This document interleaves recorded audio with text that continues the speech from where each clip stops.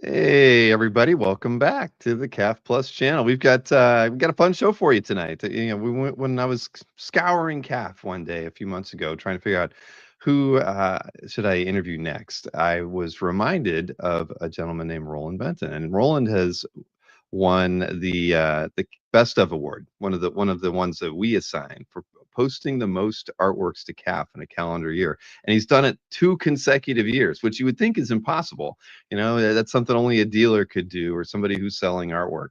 But no, a CAF member who's been on the site, I believe, since what is it, like 2008 or so, just has been posting so much artwork in the last couple of years. They've gained that recognition. I saw Marcus said something. What was that, Marcus? Marcus said, "Master of the bulk upload."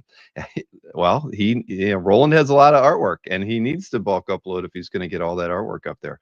But let's bring Roland in, and we'll start talking about how he got into this wonderful hobby and how he manages to upload all that artwork. Hey, Roland. Hey, Bill, how's it going? It's going very well. It's nice to finally meet you.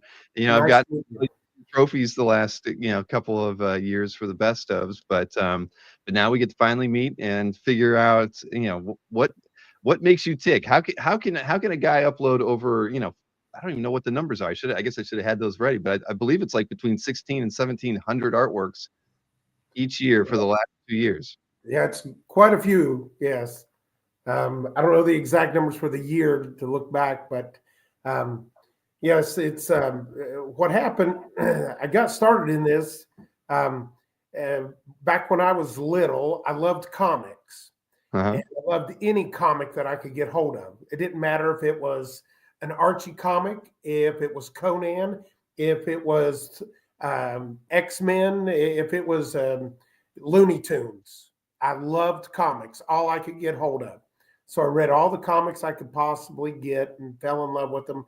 Then as time went on, I had kind of fallen away from it, got into career and life and everything. And then my brother one day calls me and asks me if I want my comics. And so I said, well, yeah, bring some up to me. I just want to go through them. I haven't seen them in years or paid any attention.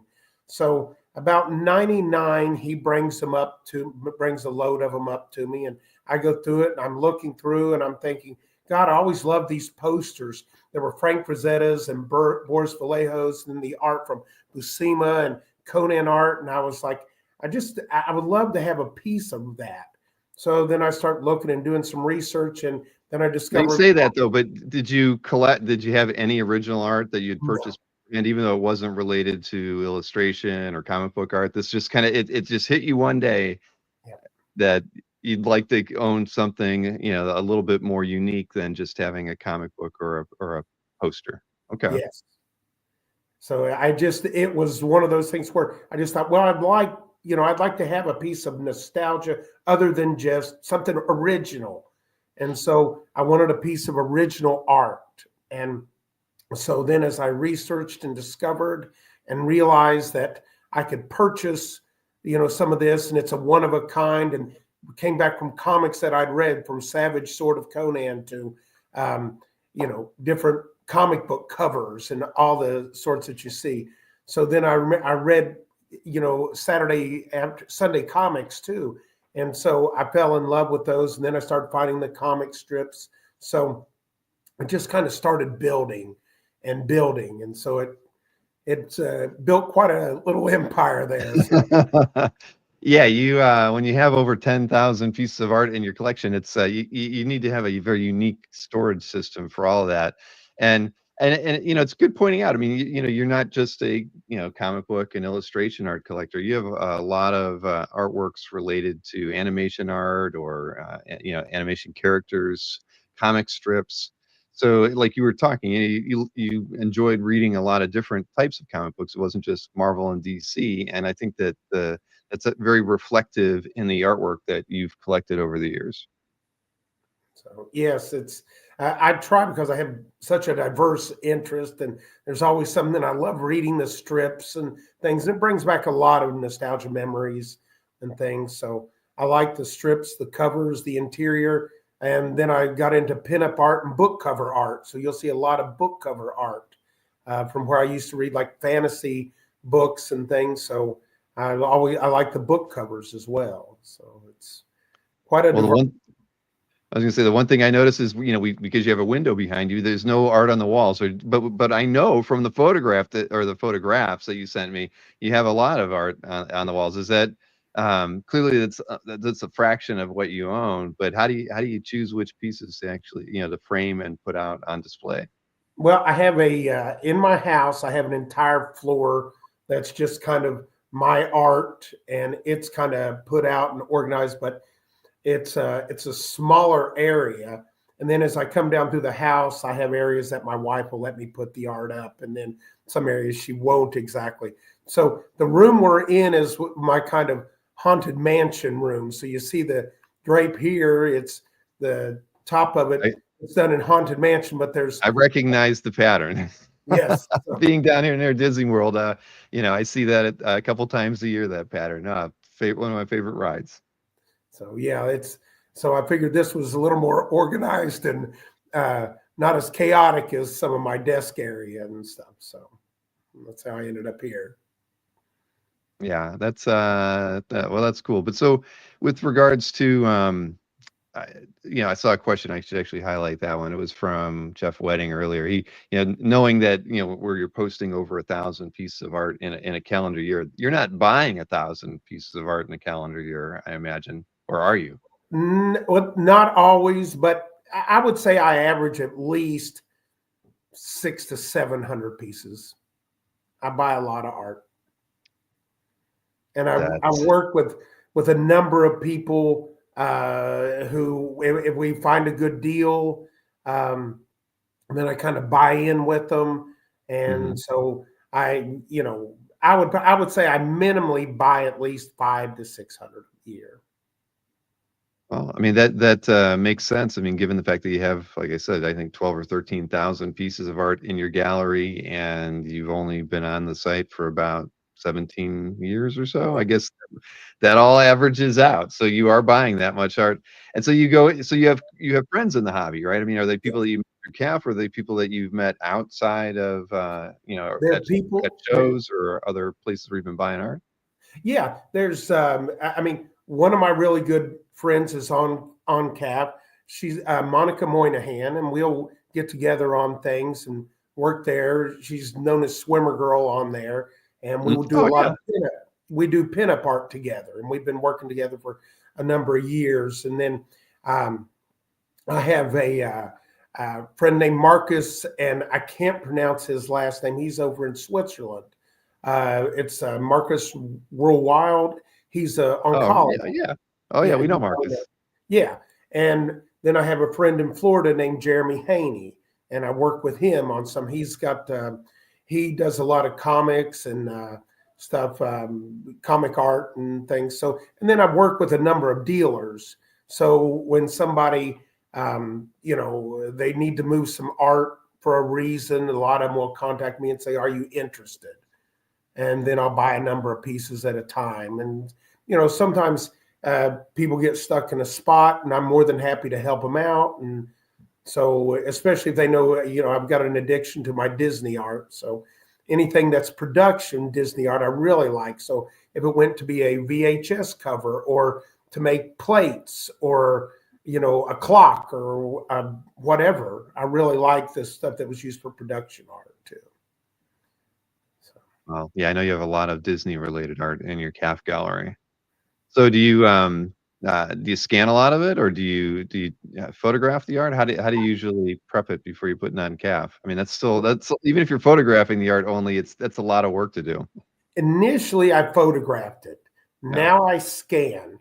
So what I do now is I try to go back gradually, and all those ones that have bad pictures, I'm trying to clean them up, delete the bad pictures, rescan my art. But Mhm. that's quite a job. So it's slow progress, but You could hire an intern, I think, for that, yes, and you might get through it. I guess because it's true. I could tell a few of the images that we got tonight, were photographs versus scans, and but you framed enough pieces that I figured some of this stuff you might not be able to get a good scan of any longer because you've already framed it. yeah, it's been framed. So yeah, but I love my art and I loved it framed and I like seeing it. And a lot Mhm. of times I'll take and just go through the portfolios just because I love seeing it. So it's a true love. Well, that's one that we all have. But now, like Marcus Rohrwild, he actually exhibited at OAX last year. He brought a lot of those science fiction book covers Yes. from the UK, and there were a lot of collectors that picked them up because it's something that it's not something that a normal a U.S. art dealer is going to carry. So it's not something that many of us had the opportunity to see in person before. So is that how you met Marcus, or is it because I know Marcus is relatively, I mean, I don't want to say he's really new to the hobby, but he kind of jumped in and he's been, he's been enjoying the hobby a lot in a short amount of time.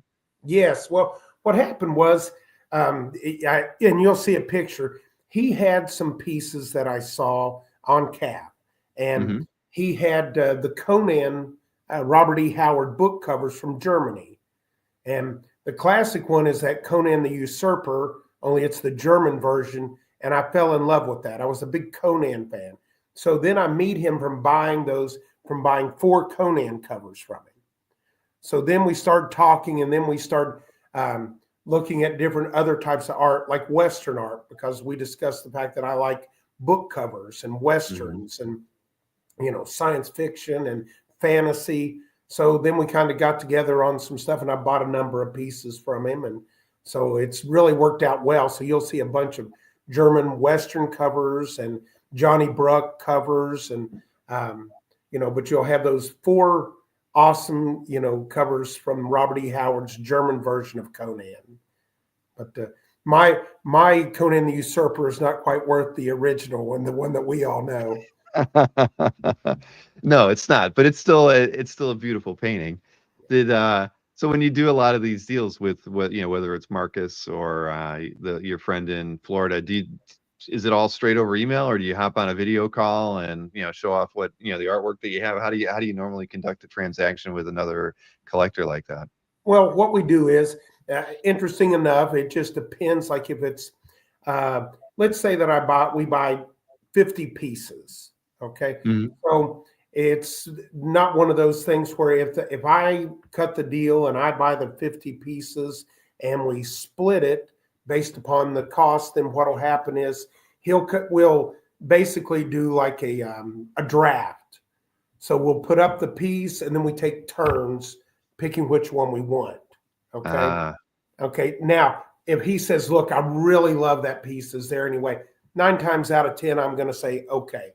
And it's the same way that if I said, I really like this piece, he'll say, okay, you take that one, I'll take these. And we just kind of work it out that way. Now, so usually we'll go together if we get some deal and it's like too much for one of us to handle. And then we need, and we'll message one of the other ones. So if like it's pin up, I might message Monica. If it's Disney or animation art, I'll probably message Jeremy. Or like I said, I've got a few different friends that I kind of work together. Just depends on the type of art that we're interested in. hmm. So, but Well, that's a good approach. We always talk about how it's better to collect with friends than not. I mean, the more friends you have in the hobby, the better. Because, well, like you said, yeah. if there's stuff that you're not interested in, you know that just you'll be able to help another fellow collector out by picking up some pieces, and hopefully they reciprocate somewhere down the line, right?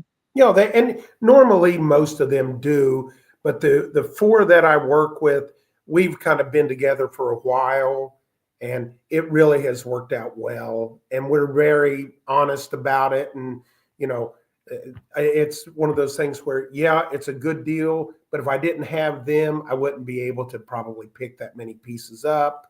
So, but yeah, and we all like trading and swapping and selling and buying, and so it's just a great hobby and meet great people. Yeah, no, I don't I mean, disagree with you there at all. So kind of once you started collecting original art, though, I mean, what happened to the comics? I still have a lot of the comics, Yeah. um, but I don't have what I used to have. I sold a number of them, but mainly now I have art and probably, I don't know, maybe 1,000 comics. mainly like Conan, Red Sonja, Howard the Duck, mainly Marvel and some DC, but mainly the key Marvel ones that I loved. So. And then what about, I mean, if you love book covers and things, do you like have a book collection I or have a book collection. Yep. Yeah. And if I can, I try to have the book with the art. Hmm. So like, and if I have like, let's say it's a puzzle cover, well, I try to buy the puzzle for that. Or if it's a comic, I may not have it, but I'll still buy the comic if I have the cover. So I like to have the two together, but then if I sell it, then I make sure I throw in the book or whatever that goes along with it, so the next collector has it. Yeah, interesting. I don't think that we've interviewed any collectors. I mean, we've illustration collectors we've talked to a fair amount, but those that are seeking things that would be on a puzzle box, cover for that, or like you were saying, plates earlier. That's I mean, it's wonderful to hear. We've always talked about utilizing CAF to post all kinds of artwork, whether it's illustration, and there's some toy box artwork out there, or you know what I'm trying to say. Yeah. I've always loved seeing that, and it's just great that you've been doing it for so long. That that and you've encouraged other collectors to utilize the site that way too. I think that I don't think I've emailed with Swimmers Girl a few times, but not too often. I think the last time might have been about a year ago. But either way, I mean, it sounds like you're working with some pretty fun collectors. I'm not familiar with the gentleman who's in Florida, but that's He pretty doesn't have a lot on cool. there. He has a couple businesses. He has GameStops, and so he's been Oh, into comics and video and video games and stuff. And he got into art after meeting a artist that I had dealt with out in Oregon. And what happened was, it's very funny because now we're really good friends. I'm going to see him in a couple weeks, but he emails me and he says, I was in a comic shop and I was looking at some original art, and they told me who the artist was. And he said, I thought that I'd contact him. So I bought a couple of pieces of art from him. And he told me I needed to contact you if I was interested in Disney art. And so he contacted me, and we've been friends now about 10 years. And we've gone in on a number of transactions together. But he's been trying to put his um, on CAF, but he's been so busy building a new house, he's not had to in the last couple of years. So well, let them know that we do have an app now, and that does, it makes life easier. A lot of, I always would rather see a nice scan of the artwork, and a lot of collectors eventually gravitate to spending the money on a decent scanner. But you can let them know that with the app, you can use your phone and you can crop it and color correct it, and not have to go through the whole trouble much of easier. yeah, and like you're doing right now, you're replacing, the images with better scans. So, there's no reason why you can't go back and do it later. But yeah, let him know. I will do it. I have And told so him. so he's in Florida. So he's a Disney collector then too. He must Yeah. yeah, that stands to reason. There's a lot of I think there's clearly a lot of Disney collectors down here, not just of like the artwork that went into, say, the books or puzzles or those sorts of things, but I know that there's just a big art market down here for the artists who've worked for Disney, who do fine art painting and that sort of thing. So it's kind of neat, you know because I'm a big parks guy, as well. I'm That's part of the reason we moved down to Orlando, was so we could go to the parks whenever we want, and have our annual passes and stuff. Um, so yeah, but I was looking through your Disney collection earlier, and you do have a pretty remarkable amount of material. I don't think anybody else on CAF has quite as much, and at least the breadth of the work that you have too, because you've got stuff from pencil roughs on to finished pieces that are just really well done. Yeah. One of the coolest things was when I discovered I managed to buy a bunch of these stamp art. Disney put out a bunch of Yeah. stamp in different countries, and then the art came up for sale for the original art for those stamps, and it was really cool to get hold of. I'd not even seen it, and then I loved it when I found it, so it was very nice. But So where are the avenues, that you typically are finding artwork, or do you not want to divulge, to let everybody know? Because a lot of times, I'll be honest, I've been in the hobby for about as long as you have too. I've never gotten into a deal where, somebody came to me and said, I need an extra hand in this one because there's too much art, right? I need to, I need where they need an extra buyer to come in and just assist with, with a sale like that. I mean, what kind of, are these more like estate sales or things of that nature? Well, several different things have happened. Okay, like I bought several pieces of art, several covers, and this has happened a number of times. So I'll give you an example. So the first time I bought probably 5 pieces of art from an artist off of eBay, Mm-hmm. and I didn't know anything about the artist. I just thought the stuff was funny. It had been published, and what happened was it was a little more. It wasn't. It was a little adult oriented, but the brother had the art collection, and the brother contacted me and said, "Listen, would you be interested in buying, you know, part of this collection? I just need to sell it. I don't know what to do with it." And so I bought quite a few pieces from him. Okay. So he was happy with the price. I was happy. And since then, I've sold a number of pieces and made back my money and been happy. And then I bought several pieces of another artist that were cover paintings, and I bought them on Heritage. Mm-hmm. Well, the guy who owned a big boatload of them, he contacted me and he said, I see you like these covers. Would you be interested? I have about 50 covers I'd like to sell. And I was like, well, I'm not sure I can afford 50 book covers at one time. And he says, well, maybe we can work a deal. So we work a deal, and I have a partner, and then they wanted to go in. So the two of us bought the 50 book covers. So then it kind of happened again on another one. So it's happened probably, let's say 8 times that somebody's contacted me and said, I've got a bunch that I don't want to sell it just piece by piece. I just want to get rid of it. Mm-hmm. So then I'll come if there's any art dealers watching right now, you're making them all nervous because clearly you have a knack for, running into people that want to liquidate a portion or all of their collection. You that's just amazing. It's never not once happened, in my time in the hobby, and I would imagine a lot of people in the chat probably haven't had that happen either. But I mean, I think that's great, and the fact that you have some friends who can kind of pitch in and make deals like that happen are awesome. Yeah. So I mean, we all work pretty well together. They're pretty good friends, and they'll let me know if they come across a deal, and then we'll go that route. So it works both ways. Rich Danny's is mentioning, like on some of your pieces, making sure to put, I guess, the artist's name. He says, huge fan of your Hank Porter collection, but labeling them as Hank Porter, or no one might ever find them.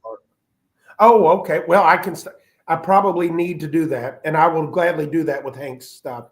I mean, those are really, I should do that. I should do that more. Normally I put it in the title, but yeah, I guess I need to put it in the artist portion.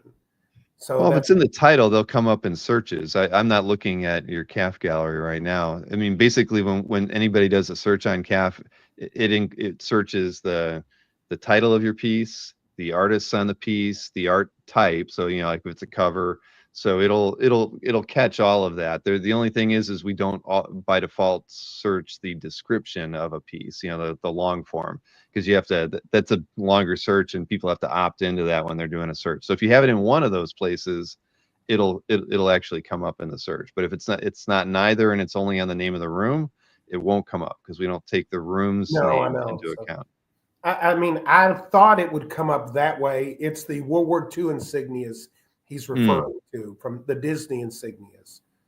So I thought it came up when you searched Hank Porter since it was in the title, but I guess I need to look at that then. So I'll look at it afterwards too. But yeah, and there's no bulk editing tools, unfortunately. I go through and do it as it's slow but steady. So Yeah. Well, we'll maybe we'll be able to correct some of those shortcomings sometime in the near future. But no. Oh, he says, but not on your page. Oh, I get it. What Rich is saying. You're saying that the search within Roland's gallery itself won't do that. Okay, I get you. if So you go to over my the site. gallery, it won't pull it out I because it think should be that's what he's labeled saying. World War II insignias. Yeah, I'll take a look at it after here, and maybe make some notes and give Okay, you I'll fix some. it. Yeah, sorry, just looking through some stuff here now in your calf, but back to the art. Let's see. Okay, yeah, there's some room for improvement in it, but it is what it is. It's data in and data out. You get a search is only as good as the data that's Okay. part for added Yeah, into it take a for look and let variables. me know. Mm, It's under Disney World War II insignias. mm, So okay. Well, I'll look at it after the show. I'll give okay, you some all right, thanks. recommendations. I'm always up for trying to improve it. Well, I would imagine you have another like 200 or 300 pieces to scan. So, Yes. yeah, before that happens, let's put you on the right path to making sure your artwork gets even more views. Okay. But I mean, I haven't even looked. I guess well, here, this would be really easy. I'm in your CAF gallery. I guess I could see how many pieces of artwork you've added already in 2025 to see Only a if you're few well. hundred so far, I think. Yeah, you're only at 316 right now. We're almost 8 months complete for the I year. may be Roland. running shy this year, so I just bought a few, so I've got at least 60 to put in. But All right. Well, yeah, you might not be winning that trophy for a third consecutive year, but that's all right. It gives somebody else a chance, right? I see. Yeah, because if I'm looking at it now, yeah, it was 1,100 pieces last year, um, and prior to that, it I may was be losing my 1,200. title. That's yeah, that's good. Anyway, so back to the whole thing is that about you being very fortunate. I think that's awesome. I mean, again, the idea that these opportunities come up, and that, even if it's somebody's brother that you bought something from has artwork, somehow you manage to be the guy that gets lucky enough to be offered those pieces. That's great. So is there, when you look at your collection though right now, I mean, is there any area that you feel lacking, that needs a that you're still like, I'm not satisfied with this this segment of what you collect. I'd like to have a little more Red Sonja art, Hmm. um, from the comics. Um, and I really like Rudy Nepri's his art for Red Sonja. I'd love to find some more of that. But so there are little areas here and there that I like. Then I'm always up and game for something else new and interesting. There's tons of beautiful art out there I'd love to have. So it's not hard to find something I want. So Yeah, no, I understand. It happens to all of us. I think every day we probably stumble on something we wouldn't mind having in our collection. Just a question of being able to pull the trigger or not. But so you're really not lacking in anything other than maybe character specific pieces, and it sounds like for pieces like that, you're more of a published art collector. Is that true? yeah, yeah, I like the published. I'm not a big unless it's pin up. I like things that are published, produced, something that's been used somewhere. Right. Whether it's a calendar or a stamp or a VHS cover or the interior page of a comic or yeah, something that's been used, just a straight. Now, I mean, I have some pieces, but I'm not just um, I prefer the other something that's been used somewhere. Hmm. Yeah, Jason in the chat is making sure you don't collect X-Men art, right? So he's No, but I safe. need to. He's got a good point. Yeah. Maybe some Captain America. Maybe Yeah, like a that's little side look. Alberto's a little concerned there too. Well, he's happy that you don't have a lot of Captain America artwork in your collection. Well, no, yeah, you just stay on in your lane, Roland. Just stick with the illustration art, the Disney stuff. All right. They're giving me great ideas on where I need to go, though. I'm thinking I I need to. I get it. I do understand. Yeah. Well, that's I don't know. That's part of the fun, I think, is if you collected stuff that nobody else would, wanted, it wouldn't. What fun would that be, Yeah. right? So Jason, who's a big X-Men collector, he knows all the big X-Men collectors because they're all hanging out, competing with one another for the same stuff all the time. So yeah, that's what makes this hobby so much fun, is to have that competition in there. But again, still you're on the illustration side of things. I mean, you're able to. There's so much illustration artwork out there, and not all of it necessarily appeals to every collector of paperback covers. You have to be really interested in the subject matter and that sort of thing. And the great thing there is there's just so much traditional artwork that that runs the gamut of themes and so many. I mean, I would assume you buy artwork sometimes, and the artist names you're not really familiar with, right? Because there's not like there's a dearth of illustration sites out there that talk about obscure illustrators over time, right? I mean, how often do you buy something not knowing the artist and you have to go and do some research on them? Many times, Yeah. many times. And what amazes me is how people will have art for a long period of time, and they don't know they don't know what issue it comes from, and I'll have to do research and try to find out. And then the best thing about CAF is the fact that once it's posted, many times the artist will contact me and say, I did this back in 1970, this was, and this is where it was. Like, I'll have it unknown artist, and they'll say, I did this back when I worked for so and so. So it's really helped me out as far as that, because once it's out there and everybody can see it, Mm-hmm. then they'll say, well, I did this, I did this for so and so. And so, but yeah, it's amazing. I've met so many great artists and watched so many of them progress.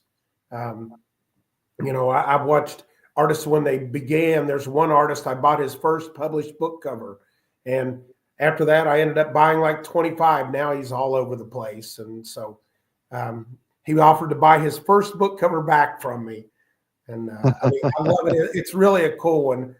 Yeah. Did you sell it back to him or no? No, I've still got it because I really like it, but I promised him if I do sell it, it goes back to him. Right. Yeah. Yeah, I can see that. I mean, a lot of artists would probably like to keep that first published piece, right? Then, yeah. But we all make mistakes. Even the people who make the artwork have let some stuff slip through their fingers that they probably wish they would have held on to, and something like that. That's just special, right? Your first published artwork. But at least he knows where it is, and you did say he would get the first crack at it. I will definitely get it back to him. But the funny thing is you are doing something that a lot of collectors today do. Art's not cheap anymore, right? From the time you and I started collecting in the late '90s to now, I mean, prices on, at least on comic book and popular IP related comic book artwork has grown dramatically. But it sounds still like, you've been able to find, new artists coming into the field who, maybe don't have an established, uh, a wealth of market data for their stuff. So you're buying their things early. And that's something that today, because of the prices of comic art, you see a lot of collectors are trying to find that next big name, right? Before they become really popular. And the cool thing is, and I'm sure it's true in illustration too, is there's a lot of great artists out there that are just really getting started and just getting their first works published, and those artworks are still affordable, right? I mean, the same thing I would assume is true in illustration art collecting too. Oh yeah. It's you just have to look. If you start out and you say, I want this piece, I found out that yes, that piece may be 15,000. But if I wait, I can find one maybe from that artist that I like just about as much for 5,000. Mm-hmm. So I may not be able to afford the 15 right now, but later on. And I mean, I've come across several deals that I was like, holy cow, that's a steal. Yeah, I'll take that. No problem. So when you're looking at the stuff, I mean, where are you looking to find some of these new artists? Are you looking at their, are you going to the actual books themselves where the artwork's appearing? Yes. Or are you? I'll go. So let's, if you look at like Zenscope, I like a lot of their stuff. Okay. Yeah. I mean, I grew up as a Marvel DC person, but then Zenscope came around and I really liked some of their stuff. Well, then I would see these artists. So there's like one that I discovered and I was like, well, where is this guy? So then I looked him up on Facebook and then messaged him. I saw a couple of his pieces there. He had a number of pieces published and he actually is on CAF, and I've had stuff shipped several times, by 20, 25 pieces from him. And he lives in the Philippines. Mm-hmm. And he's a great artist, and he lets it go at a decent price. And I think the art's really very good. I mean, it's published covers, interior pages. So, I mean, I spent some time doing some research, looking and seeing, sometimes I'll contact somebody and I don't hear back from them, but most of the artists are pretty good about contacting you. And if they're in need of money and they're in a bad spot, and, they're more than happy to sell if they've got the art because they're producing more. So, I mean, but it's not like I steal it from them. I give them a fair price. No, of course not. But I'm assuming in most of these cases, it's not like, illustration artists don't, by and large, have the same kind of representation that comic book artists have. No. So when you're buying illustration art, unless you're buying it from another collector, you're buying it direct from the artist most of the time. Yeah. Yeah, like a lot of my Disney art, I bought many of them from the original artist. Mm-hmm. Okay. So just like Jeremy met up with this guy and he did a lot of art. And so then he bought some, I had bought some, but I bought it from the original artist. And some of them were they're not the guys like, who do the stuff at the shows. They're the ones who did the stamps or the VHS covers or different things. So it's one of those where you meet the artist. But a lot of them will come to the site if I've got some of their stuff, and they'll, say, listen, would you be interested? I see you've got a number of my pieces. So that's how it worked out really well. I mean, I will say CAF has helped my art world grow. So. No, that's great. I don't have any artists reaching out to me telling me that they have more art to sell. So far with CAF, I've had over 7 million people. Yeah. Oh, is that the number of views on the artwork in your CAF? Not people, so 7 million views. Yeah, so and on your overall collection, but that's probably going to put my number to shame. I have to go look. I have no idea what I have. I should see it because I know it's on the front of my dashboard. I'm on the app every time. Your dashboard, you put it. I know. I've only got 600,000 total views in my CAF gallery. So yeah, you put me to shame. But again, you have. I only have how many pieces in my CAF gallery? 651.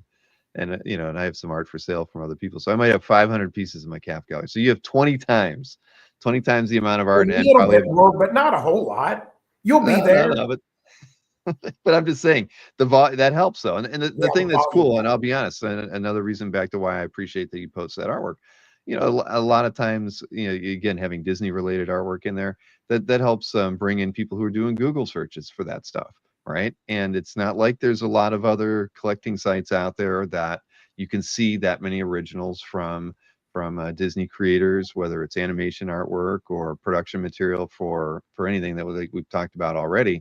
And it's surprising, the amount of traffic we get from just obscure titles or things like that, because Disney, characters are really popular, but because there isn't a lot of other resources out there for that artwork, we end up being the place that people end up coming to. And it's clearly worked out for you, in a lot of different ways too, but it makes CAF relevant to a completely different set of collectors and just people who are enthusiastic about those characters from Disney. Yeah, I get a lot of emails from people. They're not a CAF member. They don't have a gallery, but they want to know if I'm interested in selling. So yeah, I get a bunch of emails each week. So probably at least 4 or 5 a week. And is it usually more on the Disney material? A lot of it on the Disney, but there's a number of ones that are very interesting. Like I had some book covers, and a guy messages me and he said, "Listen, I need these 10 book covers. I started my business. I was on the road and I listened to these on the radio as I was driving, building my business, and I want these for my office. And so I sold him the 10 book covers. He was just excited, and he was searching to see if he could find one, and he found my gallery, and I had 10 of them he wanted. So, and he was the happiest man ever. I love hearing stories like this because all these things are happening, and we don't know. We know a lot about what goes on CAF, but you don't know the individual stories. This is all just wonderful stuff to hear because the things that are happening to you are the things that we hope are happening to most collectors, but you don't get the chance to know about it if you don't ask, right? So, Roland, I'm really happy that the site's worked out so well for you. Yeah. Let's see. Sorry, just reading through some of the stuff, but okay. Well, we should probably look at some artwork. I mean, you have sent me some artwork, and I've got and I know some of this probably Jason's giving me a hard time. He's like, maybe if I spent more time on the site, I'd know more. I'd know more about the site. Jason, I'm looking at the site almost every hour I'm awake. So one way or another. So yeah, maybe I just don't get to talk with you. We don't talk enough about the benefits. But clearly your perspective is definitely different than a lot of others just because of the type of artwork you have in your collection. So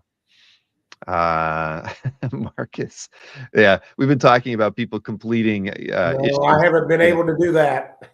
No. So yeah, you ever buy a book or a story of anything where you just bought the whole book in its entirety? Wait a minute, I do have. I take that back. Okay. Rex Lindsay sold me a number of complete Archie comic books that the entire book was finished. Oh, nice. So I think I have about 6. But that's not exactly when you're going out like Marcus is talking about, when you get a page here, get a page there, and you're on a goal, like your X-Men books, that we have people looking for. So it's not like that, but he had complete comics he had done, and I bought a number from Rex. So okay. Yeah, that's a nice thing about a lot of those the Archie books that are out there, that they are still complete. Because a lot of them are more 6, 8-page stories, sometimes 4, whatever, but it's still good to be able to keep them all together. It's always sad when you see them getting broken up. Yeah. But Jason, Jason's trying to complete a book. That's why they're more giving Jason a hard time right now about his I forget, I can't even remember the issue number, but Jason it's probably like 436, right, Jason? He's looking to complete the Uncanny X-Men 436. But yeah, the one with Juggernaut and She-Hulk in it. That's his he's on a mission. It's on a quest. 436. Oh. Let's see how much time do you spend. Okay. Before we dive into it, Peter's got a good question because you do actually you have a lot of gallery rooms to organize your artwork, and I mean a lot of people don't do that. A lot of people maybe would we've seen people categorize their collections by the year the artwork's published, or or maybe by title or character or artist, even though we already kind of filter out by artists. But you have a really distinct approach to organizing everything. Do you store all the artwork in the same manner that you categorize it in your CAF galleries? Yeah, I store it in the same way, so that if I need to go look, I've got it in that portfolio with however it's laid out, just like that. So if somebody messages, I can go, I look at my gallery, I then go to the portfolio, and it's all there, and I can tell whether it's portfolio number 1 or portfolio 200. So okay, yeah, I'm just reminding myself. Yeah, you have like certain things are by title, others are by artist. Well, that's good. Yeah, you have to, with that much artwork, Roland. You you can only imagine what how bad it could get if you didn't have a good organizational structure. Trying to find something, you might have sold it. Now let's talk about that. You had mentioned when we were setting up the interview that you've sold a fair amount of artwork over the years, clearly. And is that so? I mean, are there pieces in your collection that are untouchable, or is yeah, there are. And okay. one of them is that Boris Vallejo Chess King. And interestingly enough, there was a collector, the person who was the CEO of Chess King back in the day in the 80s. The husband wanted to buy it, and made me a very fair price on it. But that's when my significant other said, so you're going to sell that, your favorite piece of art. It's all about money to you, isn't it? And I was like, Mhm. no, the art. And she's like, really? That's your favorite one? It hangs in your house. It's always there at Christmas time. You love that piece of art, but enough money will buy it. And I'm like, but it's really a good deal. No, I couldn't do it. So yes, that one I will always have. Um, I've got several but that one I think it'll be around until I'm dead and gone. So Well, you got told, you're kind of put in your place by that. I mean, I get it. Sometimes, a lot of people part with stuff when they're offered money that's 3 or 4 times what they think it's worth, and there was a good story behind it, right? I mean, so the CEO of Chess King wanted it back, right? Or wanted it to add to, so you almost feel, in some weird way, sometimes you can almost feel obligated to sell a piece to somebody when they're offering you too much money, and it just makes sense that it goes to them, but still you stuck to your guns and have kept it. So well, now I'm with I'm that. not going to say I haven't let it go. I let the last unicorn piece go, Mm. but that was for a good reason. It was the anniversary, and the gallery in LA wanted it really bad, and so I was like, okay, this is going to a really good cause, so I let it go. But it was one of my favorites. She Now, gave what me was a lot that? of crap for it. Yeah, there It's was you got a lot of attention from that piece in CAF. Yeah, it was. It's a Mel Grant. It was the last unicorn book cover, and because I think it was the 40th anniversary that came up, I think Mm. there may still be a picture in there, but it probably says not so, or sold.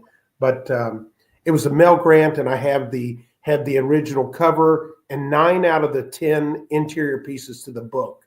I was only one short to having every drawing in the book, but I couldn't get hold of it. The 10th piece was in Greece last time I checked, and he wouldn't sell it. So I do know the piece. I was just looking at your CAF gallery. So yeah, is it up? that was a nice cover. Yeah, it was really a cool one. It was very pretty and very detailed, and yeah. So Dave Kopecki had a question for you because he's got a lot of art. He likes to go to shows and pick up like 100 pieces of art. He likes carrying empty portfolios with him wherever he goes. But his question for you was, do you keep everything, in a spreadsheet, what you paid for something, probably, that sort of stuff, so that, if it's somewhere down the road, you're not, the family's going to have a lot of artwork that they don't know much about. Do you keep good documentation of all the So stuff? I have it. I have it in two different areas. So I have it written down, handwritten, and detailed. But then I also put all that information in my CAF gallery too.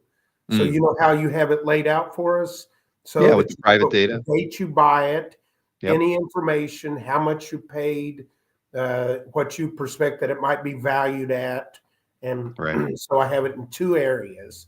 And so there are things where it's if I did it on a private sale, if it was Comic Link, if it was um, Heritage, or wherever I purchase it, then I have the books done up. So all the private deals, I have the details. If it's Heritage, I have the details, which is pretty easy because you can just print that stuff off, same as Comic Link, and you can have the price, what you paid, the date, and everything laid out for you. But so yeah, I try to keep very good records there. That's good. And you can download that data too, right? Yes. Okay, good. Yeah. Not everybody knows that. They know they can store it, but you can actually download a CSV file, to import and use. And yeah, From CAF? You yeah, can't. on CAF. Oh, Oh no, I didn't know that. Oh, well, okay. and there's a lot of things. Oh yeah, I'll definitely send you an email after the Okay. show. But yeah, it's a useful feature Okay. in case you ever need to just have an offsite copy of everything. And yeah, I haven't actually downloaded mine in a long time.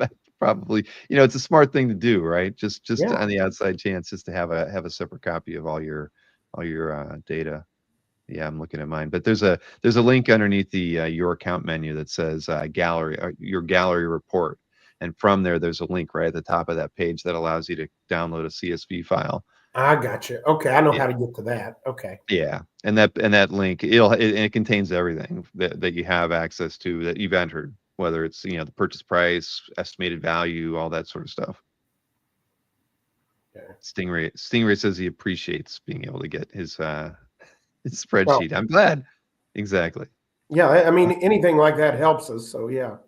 Yep. So Marcus thinks do you still buy a lot from auction houses as well, I imagine. Yeah, yeah, Marcus knows. He's always popping over to my gallery. He does a great job. He has some great input. Has he ever taken a song and reworked it for you, where he's just No, kind of no, no? Oh well. no. All right. Well, Marcus, he does it when the mood inspires him, but he'll take just a favorite song and just put it to the comic art world, yeah, and make it fun. So All right. all I'll right, keep up with so this. so there you go, Marcus. You have a task now. Some point in time, got to find that piece. All right, let's look at. I can't force poetry. That's right. I know that. Rich Danny says that Marcus is like Taylor Swift. All right, let's start looking at some artwork here. We got a fair number of pieces to look at this evening. So Dave Hoover is just so you know, these are just in the order alphabetically that the file names were in when I was doing this. So I thought about making slides and putting them in artist order, and then I thought, well, let's just go like this because we can zoom in on some of the pieces. But Dave Hoover's an artist who's a lot of people have commission style pieces from Dave. Clearly, there's a lot out there, but no more being made, of course, because Dave's not with us anymore. But why did you pick this piece to talk about tonight? Well, okay. This piece came from Ken Zanuck. I don't know if you remember Ken. I do, yeah. Ken was a great guy. We worked on a lot of deals together, worked together, and I got this piece from Ken and didn't know a lot about Dave then. And then the next thing you know, I messaged Dave and ended up becoming pretty good friends with Dave, and got a number of pieces from him. And he was just such a great guy. But this piece reminds me of Ken and Dave.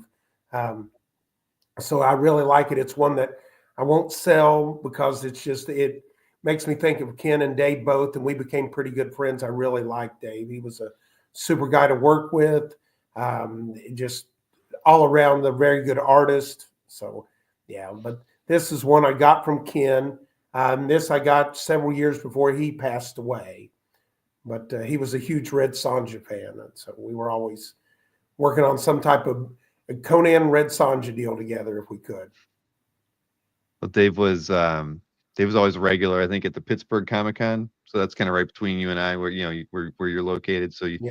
I've got to talk to him a few times at different shows in the early 2000s and stuff. Really, really nice guy, very talented, but he was definitely very popular at Pittsburgh. He was always busy.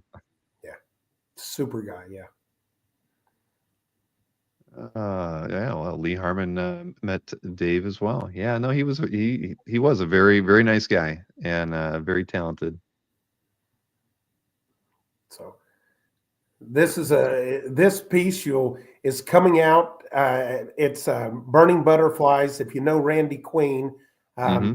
I've been friends with Randy for many, many years.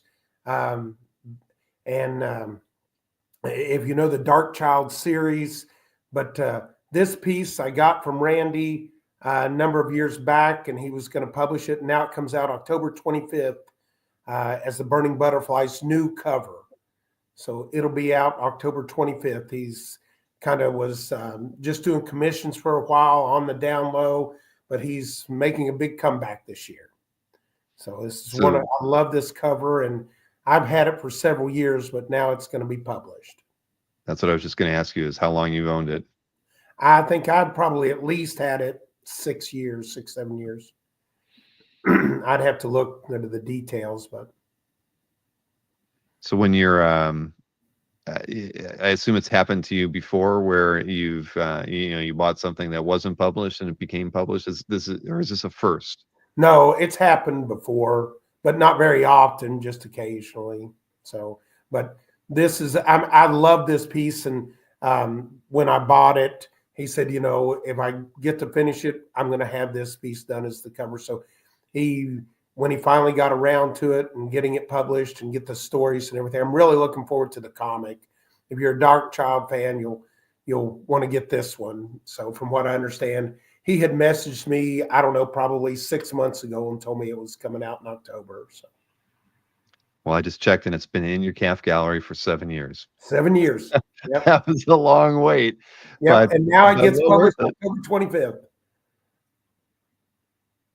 All right. Well, congratulations on that. I have yet to buy a piece of artwork that ended up becoming a published cover or any published anything published at all. That's awesome. But I love hearing stories like that. It's every collector's dream, to pick up something that somewhere down the road gets published. So this one comes from Monty Moore. This one I picked up, I think back in 2004. Didn't know anything about Monty Moore, but I like Poison Ivy. So I buy this. This piece is probably at least 2.5 by 4 feet, but a really big piece. And afterwards, I ended up meeting Monty Moore and talking to him, becoming pretty good friends, and buying a number of pieces from him over the years. So this is kind of like the first piece that introduced me to Monty's art. And he kind of has spread out. He's done a number of book covers and pieces and published things, and does some stuff for Disney now also. So, but that's kind of my first one into the door with him. So it's memorable. We've become pretty good friends over the years. Yeah, I mean, he's had a very good career, I think, and continues to do well. So is it airbrush? I was gonna ask you. Yeah, it's airbrush. Yeah. I mean, I have to think that at 2 by 4 feet, that there's got to be some shortcuts in the coloring the piece, but it looks very very much like that. Dave Kopecki says Monty is big in the Lady Death universe for covers. That is quite true, Dave. Yeah. Yeah. That's Black Viper of Dorn is hoping that most of his unpublished work will become covers in 7 years. He's going to tease that now in his his, his art descriptions. All right, Amos, you can do that. I don't know if that's going to help make those pieces any more valuable though, but that's an approach. You could do that. Yeah. No, that's cool. Let's see. Switch over here to the next one. Now this looks like a published cover. This actually is not a cover. It was published, I think, 2013 in the Goliath calendar. It's a San Julian piece. I've got, I think, 4 pieces from the calendar, but they're pretty good sized pieces, really detailed. If you like San Julian or Esteban Morado or Jose Gonzalez, those guys, I think they're all pretty awesome. But I love these pieces. I was like when I grew up, a lot of things back up to my childhood, but I was always into dinosaurs and prehistoric stuff as a kid as well. And so when I found these pieces, I just fell in love with them. So I think I have 4 pieces out of the 4 or 5 out of the calendar that year, 2013. So yeah, I'm looking at your CAF gallery right now. You have the title artwork even. Yeah. Wow. That's cool. That's very nice. Calendar artwork. See, we didn't even mention calendar artwork as a genre to collect, and yet but we should have thought about that. If you like Boris's artwork, Boris and Julie Bell have made a lot of calendars over the years. Oh yeah. I have one of the pieces in here is out of one of their calendars. We get to it, but all right. That's the Mike DeBalfo piece that he wants back. That's Mike down at the bottom, reaching for a book, looking up. So that's him, and that's his first published cover. Well, then no wonder he wants to get it back. Yeah, it's got him. Yeah, exactly. He's drawn on it. Yeah. And was this at a comic shop or something? I mean, it's no. This was on eBay. okay. It was his first. He was just trying to see if it would sell, and I was just like, "You did a really good job with that." And he had a buy it now price on it, and I bought it. And then over the course of the next 3 years, I probably bought another 20 covers off of him. So, and then there's a piece you'll see. He knew what a Dark Child fan I was, and he did a commission for me. Mm-hmm. It really wasn't a commission. It was a gift from him for buying the art from him, as many pieces as I'd bought. Very nice. He's an awesome person. So does a great job, I think. Well, that's it. It's good that he knows where this piece is at, and yeah, it'll go back to him one day, maybe. So this is another piece by Randy, right? Yeah, yeah. You might recognize this. So many people won't recognize it. This one's got a little something extra in the background than the one we're more used to seeing. This has got a little red Sanja just kind of thrown in there, which is good for me because I like both. But this is off the classic Savage Sword of Conan. I think it's 17, the pinup John Buscema did. I mean, everybody's seen that. If you're a Conan fan, you've seen that. It's been redone a number of times, but this is his tribute to John. So I thought he did a really good job of it. He's pretty detailed, and I think Randy did a great job there. Yeah, no, it's fantastic. You normally don't see Red Sonja in the background, so that was such a plus for me. No, and you did ask for that though, right? Yeah. Gotta. No, I think it came out really nice. It's an image that I think we've seen homaged, at different times. I mean, it's such a classic pose, but yeah, no, it's a nice take on it, and having Red Sonja in the background makes it even better. Let's see what do we got next. All right, now. This is from the Terracon Comic Con by Esteban Morado. He sent me this. We talked back and forth. This, I think, was 2017, and such a great artist and a great guy. And we all know him for his art that he's just done so many awesome pieces. But anyhow, this was for the show, and I was talking to him. He's like, "Would you be interested in this?" And so he sent me pictures from the show where the art was used, and you can go to my gallery and you'll see where it made the poster for the Terracon Comic Con. Mm-hmm. I've got a picture there, but it's just a beautiful piece, a classic Esteban piece. So I really like this, and the fact that it was used there. I wish I could have gone, but didn't quite make it. But I wish I could get hold of him. I guess he's had some trouble over the years since COVID, but I haven't got to talk to him, so I hope he's doing well. So, but great artist. You have a lot of his artwork in your CAF, like 30 plus pieces. And while I do see Captain America's shield and mask here, I'm not seeing like Wolverine claws. So Alberto's in trouble, but Jason. There's a little Spider-Man. It looks like he got a few different things thrown in down there. Yeah, no, you got Thor's hammer in there, so that's good. Batman's mask. No, that's fun. It's a very fun piece. And lots of nice detail in that. Yeah, I really like it.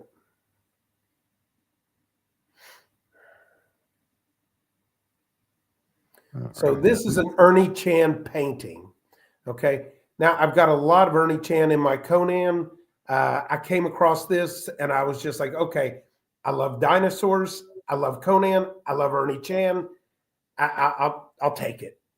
So it just threw it all in there. When you have dinosaurs, Conan, and an illustrious lady beside him, I don't know what more you want. And I don't have it. It's not easy to find a lot of Ernie Chan paintings. So. No, I can't say that I've seen a few color pieces by him, but nothing kind of this this polish, right? This much painting and paint done on here. But this is nice. But you do have a lot of Ernie Chan in your CAF gallery too. I mean, again, it's like 60, mostly interiors from Savage Sword and whatnot. But yeah, No, that's great. I always, Ernie was one of those guys that, I'd seen at a few shows, and he does great, um, uh, like convention style sketches, at shows to pick up. There's just a lot of good material out there. He's another guy that, if when you would ask him to do something, and he set up at Pittsburgh quite a bit too when I used to go in the early 2000s, and you always got a good piece of art from him. And and if you didn't ask for Conan, you might not have gotten like, you always got a good Conan, because I even commissioned twice from him and got Conan pieces. I don't own them anymore, but back in the day I did. Yeah, he's just I like his stuff. Does a great job. Awesome. No, that's great. All right, now Okay. I don't know who's this done Okay, by? so this is Olivia, and I have trouble with it. Is it the Berenice? I have trouble pronouncing it. Most people call her Olivia. That's right, they Uh, go easy. yeah. Um, so anyhow, if you know anything about pinup art, Robert Bain had a gallery and was kind of the king in California of pinup art. This is his wife, Tamra. So this is an original piece by Olivia of Tamra Bain, Robert's wife. Um, and Robert wanted to sell this a while back, and I really liked it, and so I bought it from Robert a few years back. But I was kind of surprised he was selling it. He was he was really big into pinups, and his whole gallery they had a lot of great art. But the one of his wife, I was surprised he wanted to sell. But I was like, okay, I'll take it. Yeah, that's nice. It was already framed. Yeah, That makes it a lot easier at the end of the day. yeah. Put it right up on the wall. No, I get it. Um, and I do finally understand what Rich Yeah, is saying. Berenice. But I have trouble pronouncing. I feel terrible because I'm probably butchering her That's why name. everybody just says Olivia, right? Olivia, yes. Got it. Yeah. No, I would avoid saying the last name as well, just to not have to mess that up. But wall power, Wesley says that's true. Oh, Heck Viper of Dorn, you have some of the worst stories in the hobby. Black Viper of Dorn says, I had a piece of my wife, then we got divorced, so he sold it, and then 15 years later it reappears in somebody else's CAF gallery. So you have to keep looking at it.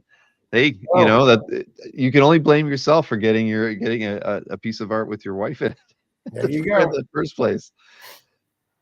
I guess we could all be thankful you didn't tattoo her image on you or Yeah. something. Then you'd be in real trouble. So this is a video VHS cover. This is Orca. Came out Hmm. just after Jaws did, and this is by Boris Vallejo.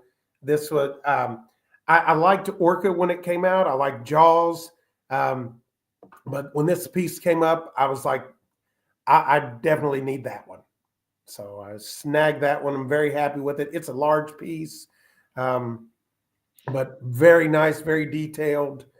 So most people didn't see the movie or remember it, but it was awesome. I liked it. I And was just gonna say I actually never saw Orca, but I mean I know this VHS cover because I yeah, mean who didn't go to a Blockbuster or the local uh, whatever beer store at the end of the block back in the day and see this VHS tape sitting on a shelf to rent. I've never seen it. But now that I look at the artwork, I feel like, what why not? I've never seen ET either, but Orca, I should definitely see that. ET I can pass on. good. But where did you pick a piece like this up from? I mean, was this It was another collector who was selling it, okay? and he just messaged me and asked me if I'd be interested. So wait, yeah, Wow. So you didn't even have to like fight against somebody else no, at a heritage illustration auction or anything like that. You got to just no, buy it direct. Wow. Congratulations. See, that's yeah, because this is a memorable piece. And again, after and being by Boris, it's something that I would think a lot of owners would think, going a auction house route would be the smarter thing to do with it. But hey, The it, interesting thing at one point, this was actually at Heritage, but the person who sold it to me, I didn't buy it through Heritage. So they bought it off of Heritage and then sold it later. The Whale Grail. I like that, Marcus. Thank you. Uh, but no, I think it's awesome. And is this framed on the wall? Something you can look at every day? You got it, right? Yep, it's framed. Yeah. Was it in that photograph in your hallway? No. Okay, I don't remember seeing it on the wall. No, I think I have a lot of pieces framed. It's not on that wall. Oh man! All right, well, congratulations on it. That's pretty awesome. So this is, Dave Nestler, ever heard of him? He's a pinup artist, and he did a series called Blonde and Gagged. Now you notice this is a redhead. Out of the series, he did one redhead. It's called Sexy Perspective. So this is how I met Dave. This piece came up. He had it for sale.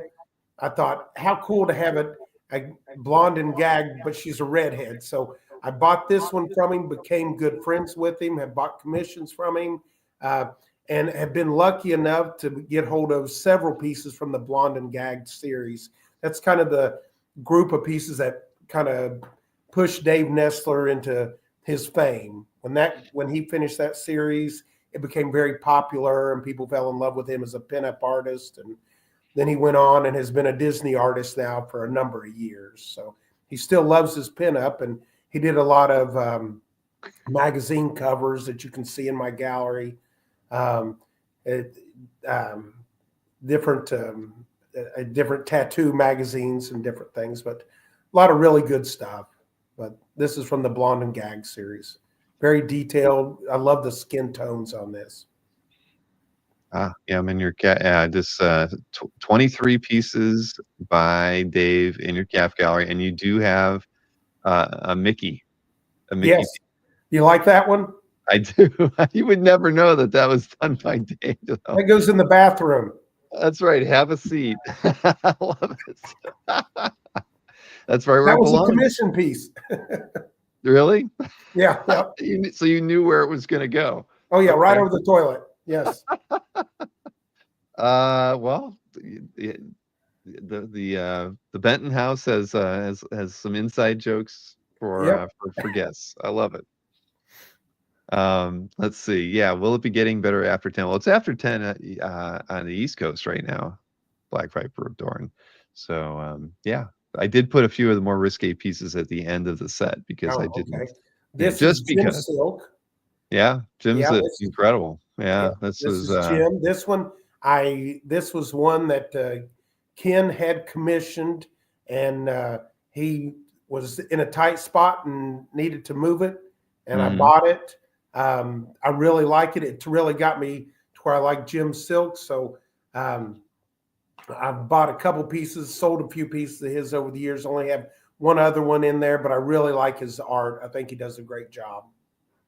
But this is one I won't let go. So I'm very happy as the way it was. But yes.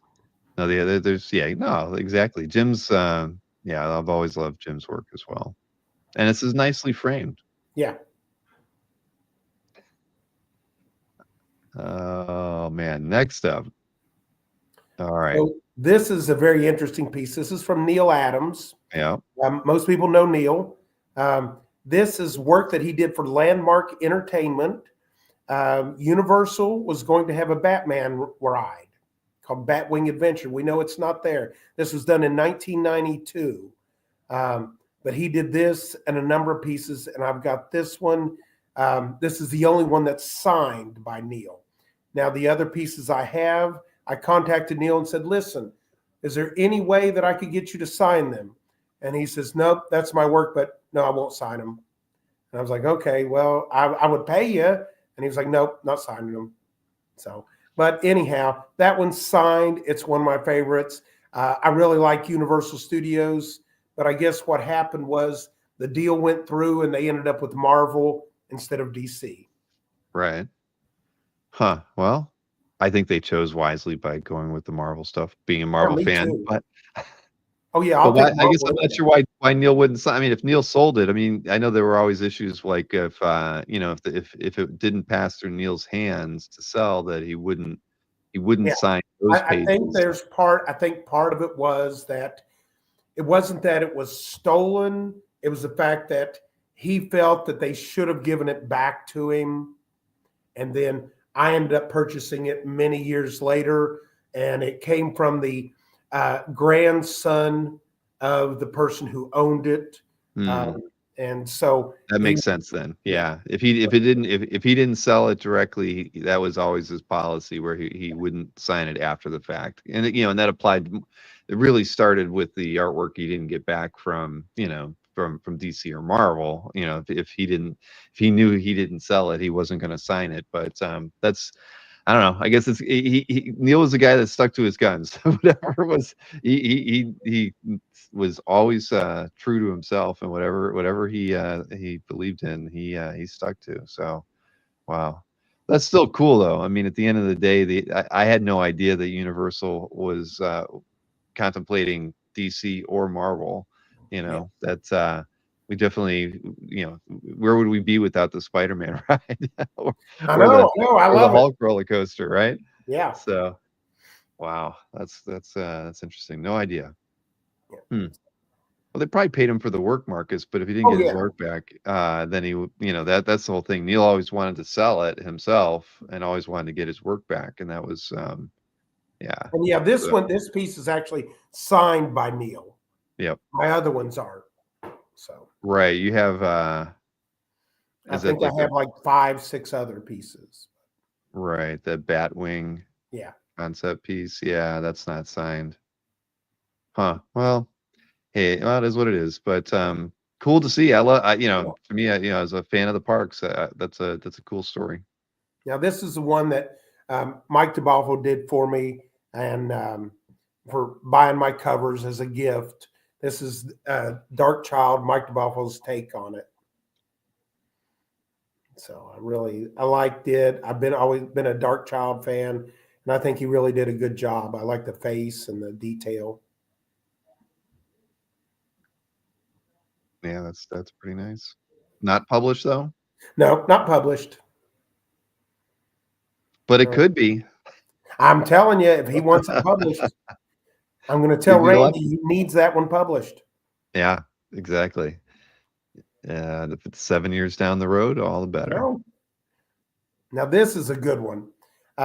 1992, Disney came out with this wonderful show called Beauty and the Beast, and this piece was used. And if you look at my gallery, this was used for plates, bed covers, um, cards, you name it. This thing was used all over the place. This is from Rick Brown.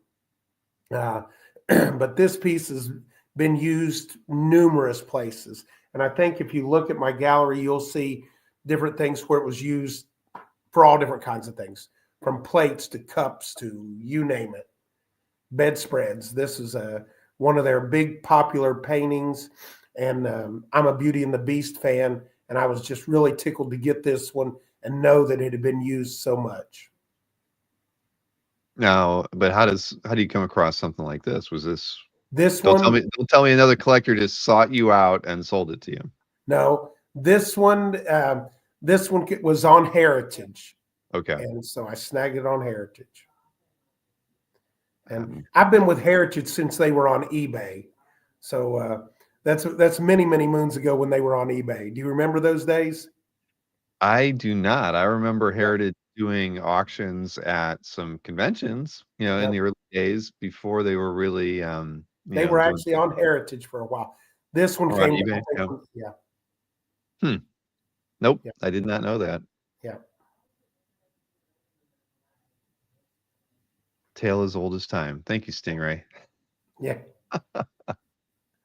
Oh man, Mr. Easy Go Lucky, who's an illustrator themselves, says Disney never returned any of his artwork. Well, that's too bad.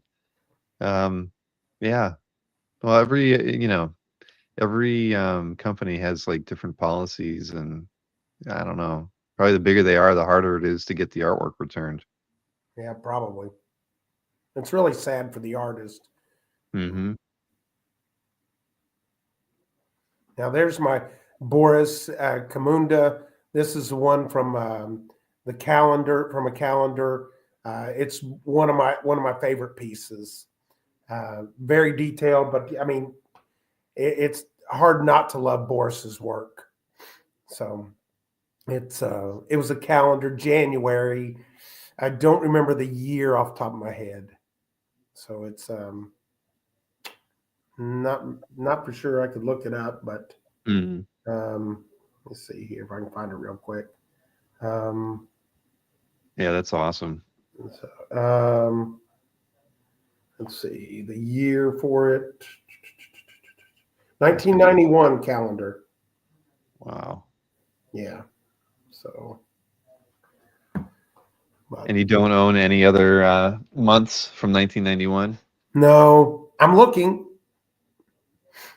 Then maybe that's as close as I can get. Get a whole 6 months or a year from a calendar.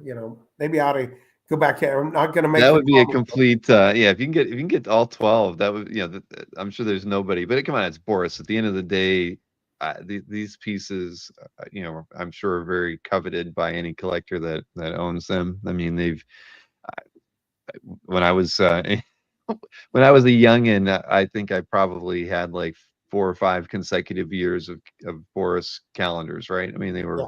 they were awesome. You bought them at the book, the B. Dalton bookseller that you'd go to pick up, whatever else I was buying at the time from there, whether it was Dungeons and Dragons stuff or whatever. But yeah, you always gotta.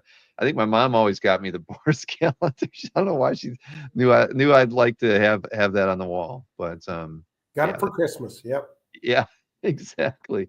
I think hey, come on, back in the 70s and 80s, that's what our parents bought us was a Yeah. calendar to hang on the back. Oh, yeah, it's so true. But that's incredible. I mean, those images are just so amazing. When he did the Olympics related images that he would go after, I mean, he's a phenomenal painter. I mean, Yeah. he just but yeah, he had those images are just forever kind of etched in my brain. I mean, shoot, they're awesome.